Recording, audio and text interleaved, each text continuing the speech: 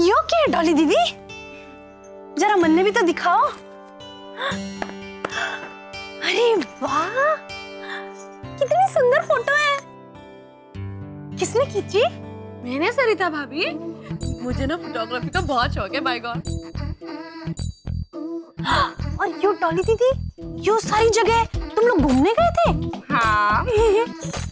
डॉली दीदी, सरिता बहन, आज माँ जी ने नाश्ते की व्यवस्था आंगन में की, तो आप लोग नाश्ते के लिए आंगन में आ जाइए। अरे कन्नू भाभी, आओ ना 2 मिनट। हमेशा क्या काम काम काम। हाँ, कभी 2 मिनट हमारे पास भी बैठ लिया करो, है कि नहीं? अरे कन्नू भाभी देखो ना, कितनी सुंदर सुंदर फोटो। इधर आओ ना, इधर बैठो।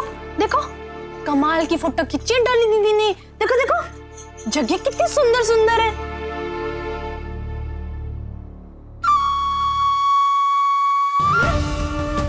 अरे डॉली दीदी, ये तो सच में बहुत अच्छी फोटो है। थैंक यू कन्नू भाभी। वो क्या है ना कि मुझे फोटोग्राफी का बहुत शौक है। It's my hobby, you know. इसलिए तो मेरे हबी जी ने मुझे पिछले साल मेरे बर्थडे पर 1 लाख रुपए का कैमरा गिफ्ट किया था। क्या 1 लाख का कैमरा? हाँ, अब हॉबी के सामने पैसे क्या देखना। यही तो फायदा होता है अपने पति के साथ अलग जाके रहने का। जो करना है वो कर सकते हैं, कोई रोकना नहीं, कोई टोकना नहीं। और मेरे हबीबी तो मेरे हर शौक को बड़े शौक से पूरा करते हैं। क्यों सरिता भाभी? यूं गलत है डॉली दीदी, मैं थारी बात से कतई सहमत ना हूँ। ये मारे सारे शौक तो हमारी सासू माँ ने पूरे किए हैं। मन ने ना अंग्रेजी खाना बनाने का बड़ा मन था, तो हमारी माँ जी ने फॉरेन कुकिंग क्लास में हमारा नाम लिखवा दिया। बोली जा बेटी, सीख ले तन्ने जो सीखना है। बाय द वे कन्नू भाभी, आपकी क्या क्या हॉबी है? मेरा मतलब है आपका भी तो कोई शौक होगा ना? शौक? मेरा अब कोई शौक नहीं रहा। हमारे यहाँ बहुओं के शौक नहीं हुआ करते। फिर भी कन्नू भाभी, इस घर की बहू बनने से पहले आपका कोई ना कोई शौक तो जरूर होगा ना, है कि नहीं? मैंने कहा ना, मेरा कोई शौक नहीं है। अरे ऐसे कैसे ना है? तुम के इंसान ना हो? अरे कोई तो ऐसी चीज होगी जिसको करके थारे दिल को ऐसा लगता होगा कि बस मजा आ गया। नाचना।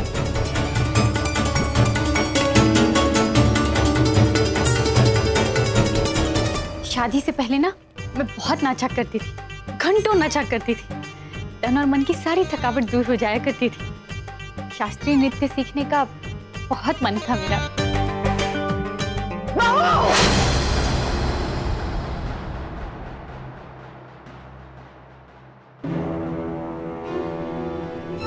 आई माँ जी। अरे आप ये सब छोड़िए, चलिए नाश्ते के लिए चलते हैं। अरे हम किसी को नहीं बताएंगे कन्नू भाभी, लेकिन आप हमें बताइए कि आपने डांस कितना सीखा है और क्या आप आगे सीखना चाहती हो? नहीं नहीं, अगर माँ जी को पता चला कि मैं नृत्य सीखना चाहती हूँ तो माँ जी तो पूरा घर सर पर उठा लेंगी। अब माँ जी ने नाश्ते की व्यवस्था करवा दी होगी, आप लोग आकर नाश्ता कर लीजिए।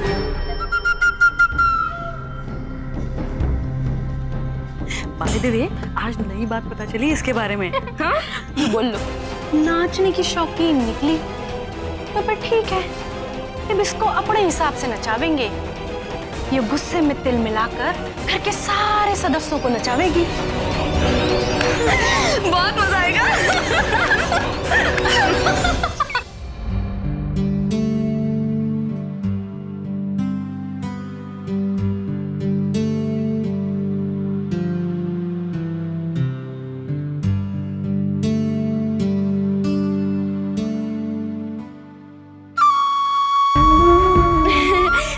क्या बना रही हो कन्नू भाभी?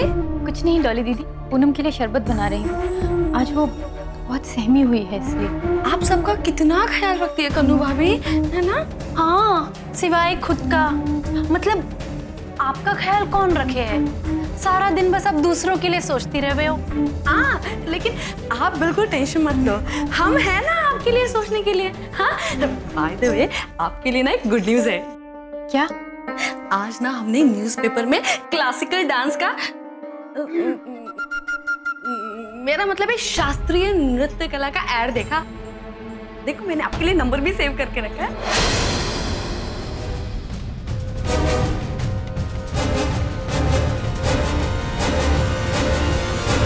अरे क्या हुआ?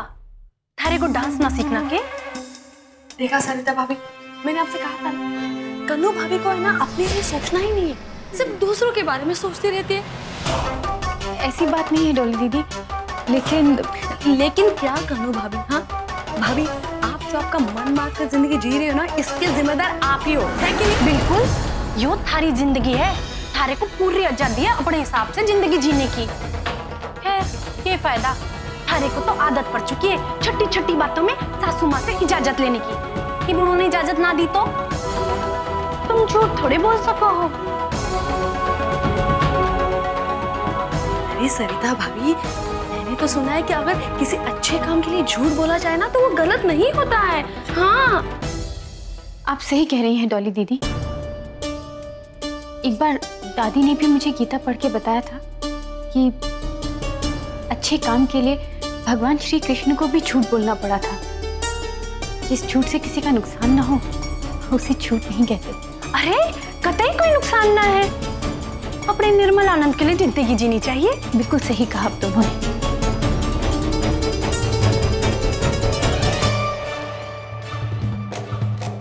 मैं ये नृत्य जरूर सीखूंगी।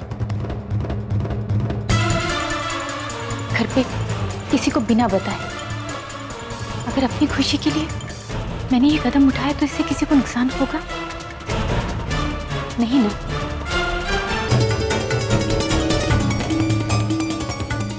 मुझे अपनी जिंदगी अपने तरीके से जीने का पूरा अधिकार है। मैं इस नृत्य क्लास में जरूर जाऊंगी। शुभ काम में देरी क्यों?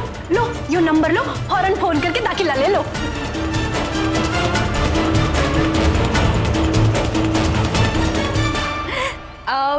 अच्छा तो ठीक है, अब हम लोग चलते हैं। तुम पूनम के लिए शरबत लेके जाओ। हाँ, जाने से पहले फोन जरूर कर लेना। चलो हम चलते हैं, बाय। चलो, थैंक यू, यू वेलकम।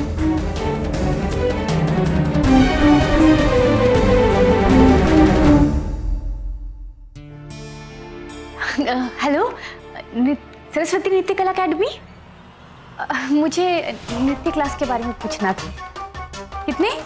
शाम को 5 बजे। ठीक है, मैं आ जाऊंगी।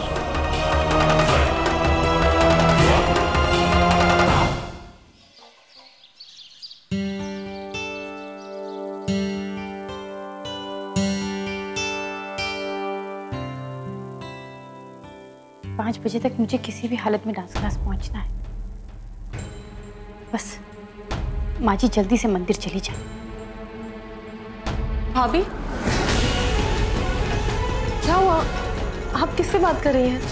मैं कुछ नहीं, ऐसे ही, बस ऐसे ही।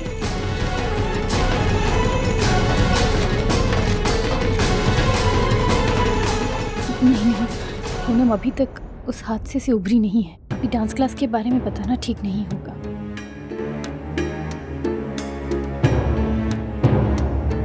अरे पूनम, तुम यहाँ रसोई में क्या कर रही हो? तुम जाकर आराम करो, मैं हूं ना। नहीं भाभी, वो आराम करने का मन नहीं कर रहा है। बीच में थोड़ा काम करेंगे तो हमें भी ठीक लगेगा। लाइए, सबके लिए चाय हम निकाल देते हैं। ठीक है, तो तुम हॉल में चाय ले जाओ और मैं इनके लिए कमरे में चाय ले जाती हूँ।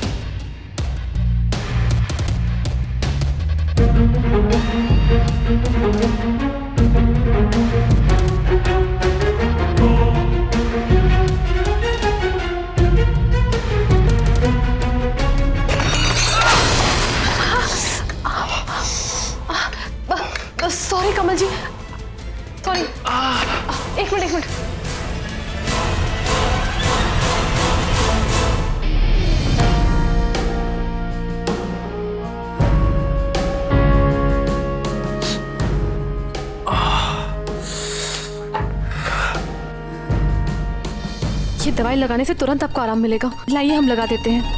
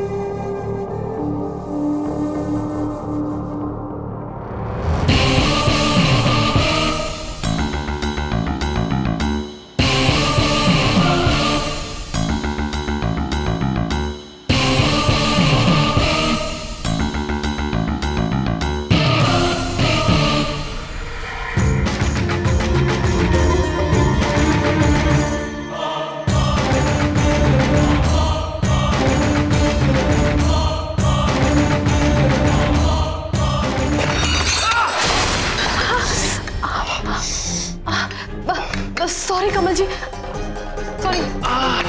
एक मिनट। वाह, एकदम सही जा रही हो भाभी जी।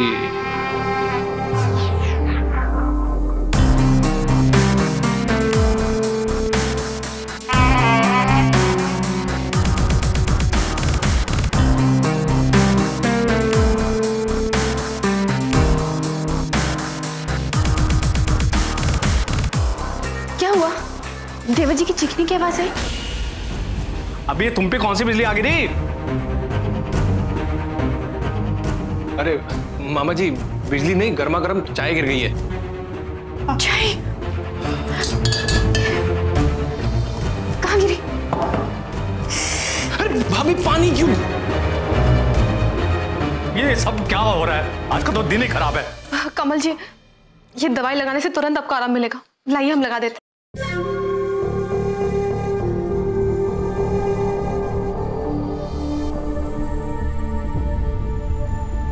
एक मिनट पुनः, अब पुनः मुझे दो, हम कायदे से लगा देते हैं। अरे मामा, आराम से।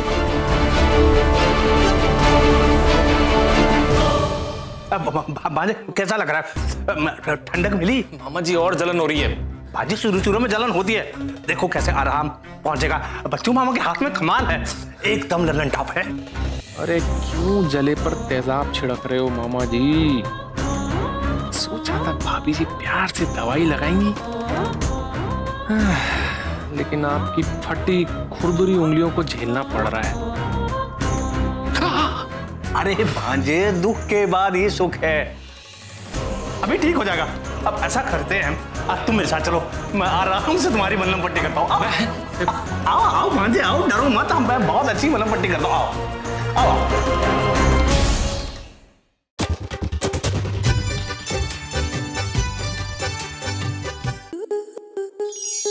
आपके मनोरंजन पर अब नहीं लगेगा कोई ब्रेक।